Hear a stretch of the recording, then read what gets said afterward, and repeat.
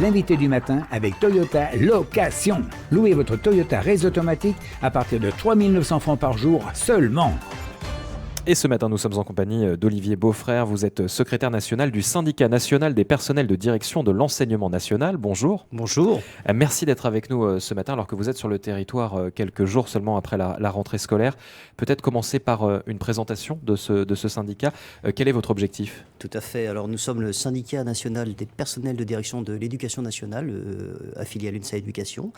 Nous syndiquons l'ensemble des personnels de direction, donc sur le territoire national, les principaux, les proviseurs de lycées généraux technologiques, de lycées professionnels, les directeurs d'ERA, et également les chefs d'établissement adjoints. Donc sur le territoire, vous les appelez souvent les directeurs. Voilà. Nous sommes un syndicat important. Nous avons plus de la moitié de l'ensemble des personnels au territoire national. Et puis sur le territoire, effectivement, ici, il y a déjà une section qui est en train de se construire avec aussi une très grande représentation.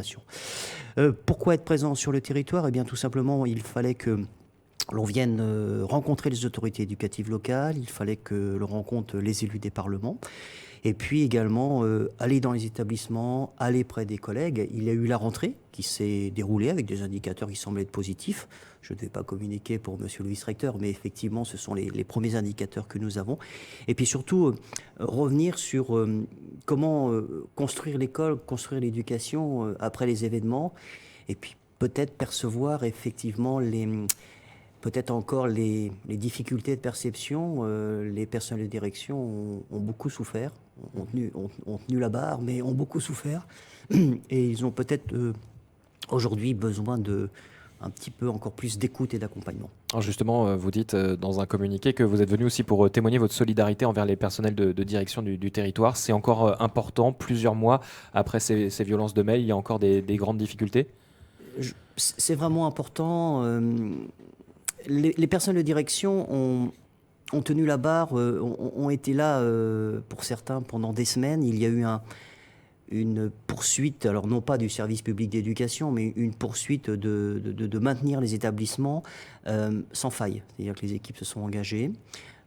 Certains personnels ont vu leur appartement, leur véhicule détruits, les établissements ont été détruits. Et effectivement, il faut aujourd'hui peut-être prendre aussi un peu de temps pour les écouter, les accompagner. Enfin, nous, on se rend compte sur nos visites d'établissement, les collègues parlent, ils y croient encore, ils y croient vraiment, ils préparent la rentrée, ils sont proches des jeunes, ils sont avec les équipes pédagogiques, avec les équipes techniques, mais ils ont aussi peut-être besoin encore d'une écoute et d'un accompagnement. Ils y croient, ça c'est un motif d'espoir et de satisfaction, je suppose, pour un syndicat comme le vôtre ? Nous sommes pratiques et pragmatiques. C'est l'une de nos lignes de conduite.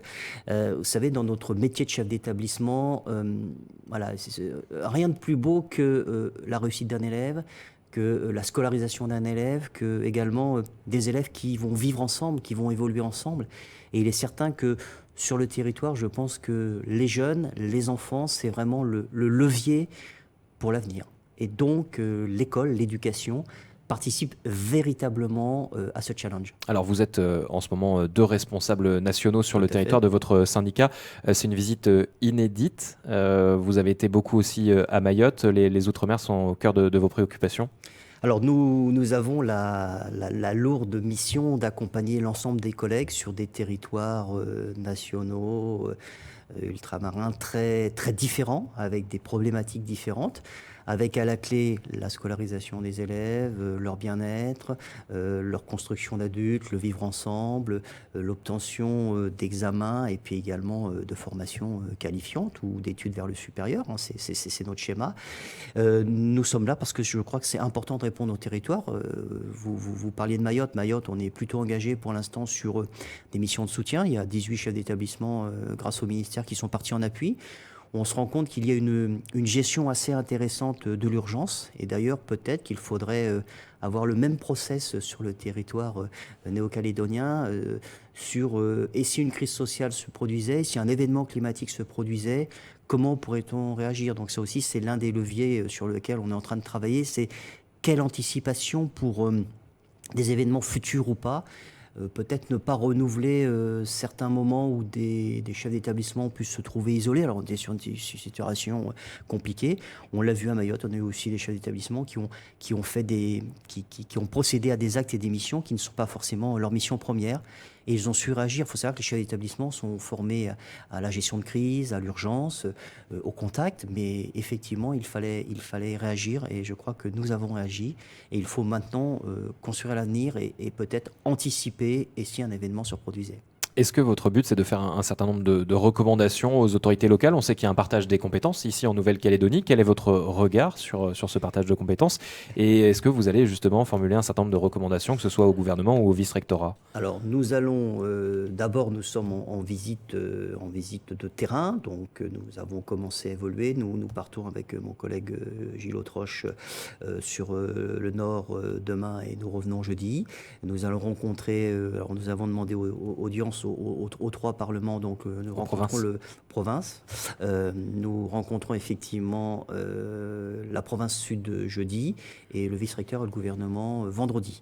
Donc, des recommandations, peut-être pas, mais un retour de terrain, un début d'analyse, certainement. Et puis nous aurons également un échange avec le ministère de l'Éducation nationale, très certainement, lors de notre retour en France, sur tout ce qui sera aussi quelque chose d'important pour les collègues, les ressources humaines. Et puis, lorsqu'ils reviennent en métropole, pouvoir prendre en reconnaissance, avec bienveillance, ce qu'ils ont pu vivre sur le territoire pour pouvoir revenir sur des postes qui peuvent être effectivement des postes qui correspondent à leur qualification. Ça veut dire quoi concrètement? C'est-à-dire que cette expérience en Nouvelle-Calédonie, elle peut être ensuite valorisée dans le suite de la carrière? Elle pourrait être valorisée, mais voire au moins prise en compte. C'est-à-dire qu'à partir du moment où vous êtes vraiment mis en avant, certains collègues nous disent on a eu peur.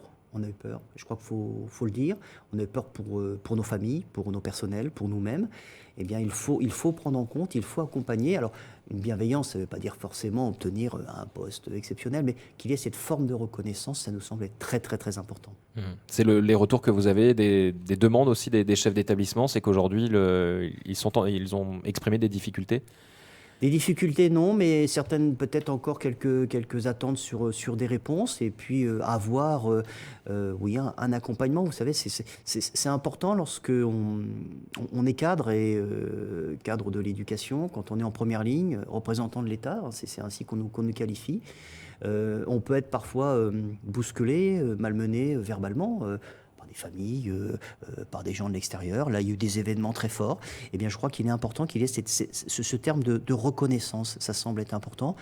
Se dire, voilà, on sait effectivement que ça a été compliqué. Vous avez géré, vous avez été là, vous avez été à la barre, vous avez été à la manœuvre, vous avez maintenu effectivement les bâtiments, les structures, la continuité du service public d'éducation. Eh bien, écoutez, lorsque vous allez repartir sur d'autres missions, c'est quelque chose que l'on sait et que l'on prend en compte. Ça nous semble important. Alors, on sait que certains sujets et débats politiques s'invitent parfois dans les établissements scolaires, parfois des dérives, effectivement. On parle beaucoup d'atteinte à la laïcité en métropole. Ici, ce sont des débats un petit peu différents. Là aussi, votre regard sur les deux situations, est-ce que vous apportez les mêmes réponses et les mêmes choses? Des réponses alors différentes, je ne sais pas, complémentaires, avec des besoins particuliers sur le territoire.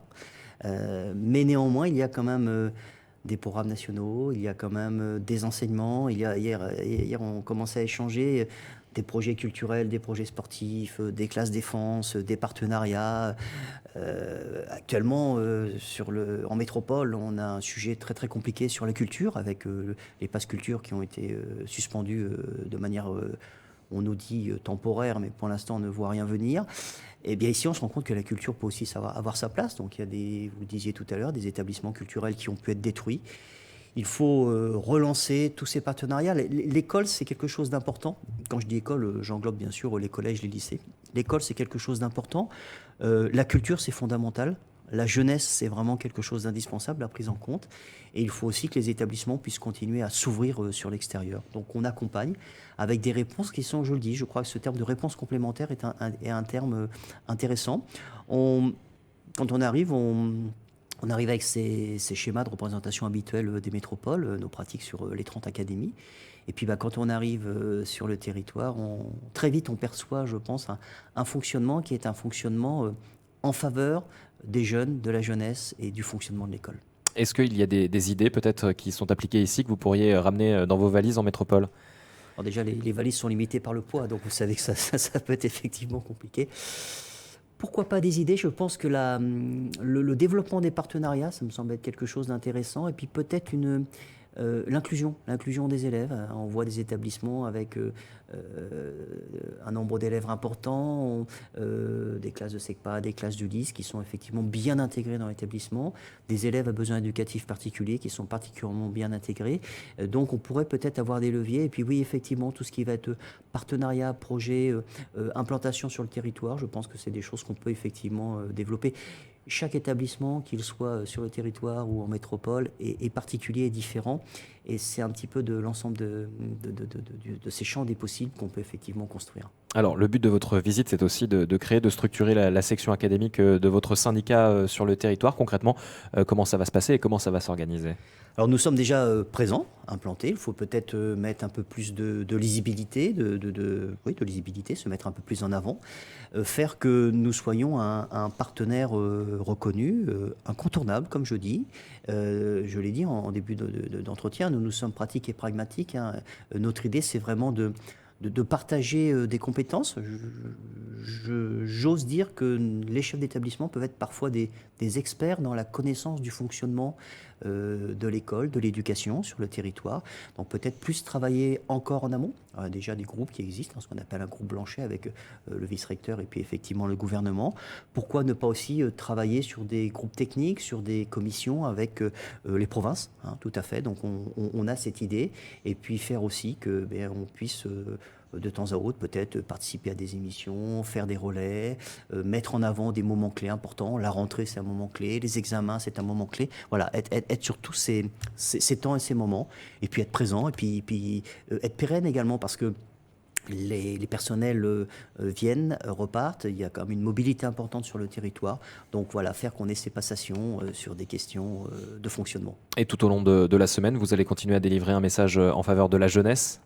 Un message positif, c'est lorsque l'on est sur les établissements, lorsqu'on se déplace à proximité des établissements, on voit ces jeunes. Alors vous voyez, vous parliez tout à l'heure de choses qu'on pourrait remporter. Alors je ne vais pas ouvrir le débat sur l'uniforme, mais tous ces t-shirts colorés, c'est aussi une manière d'appartenir ensemble à un groupe. Et on est dans un établissement, on circule, vous avez des sourires, vous avez des jeunes qui parlent, qui jouent, qui vous disent bonjour. Eh bien ça, c'est, je crois, le début. Et puis devant l'établissement, le soir en sortant, vous avez tous ces jeunes qui sont ensemble. L'école, la culture, la jeunesse, ce sont vraiment pour moi, pour nous, les leviers pour demain. Ce sont des leviers sur lesquels on doit se poser et qui doivent rester, qui doivent être pérennes. Pour vous, la place de la jeunesse est suffisamment prise en compte, même si je ne vais pas vous poser une question sur l'avenir institutionnel de la Nouvelle-Calédonie, mais vous avez suivi... Je n'ai pas compétence, donc vous avez suivi tout de même la visite du ministre des Outre-mer, il a rencontré les jeunes. Pour vous, c'est important de les associer aussi à l'avenir du territoire? Nos jeunes, les jeunes sont notre avenir, que ce soit effectivement sur le vivre ensemble, le relationnel, la tolérance, la compréhension les uns des autres, et puis effectivement la formation, la qualification. Enfin, je veux dire, si on veut développer, pérenniser, installer les métiers de demain, les métiers dont le territoire a besoin, eh bien il faut à tout prix construire un établissement et l'éducation, c'est vraiment le levier fort. Enfin, on a cette chance. Donc il faut s'appuyer sur nos jeunes et s'appuyer sur tous ces gens dans les établissements qui au quotidien travaillent. Merci beaucoup Olivier Beaufrère. Je rappelle que vous êtes secrétaire national du syndicat national des personnels de direction de l'enseignement national. Merci à vous. Merci d'avoir été avec nous.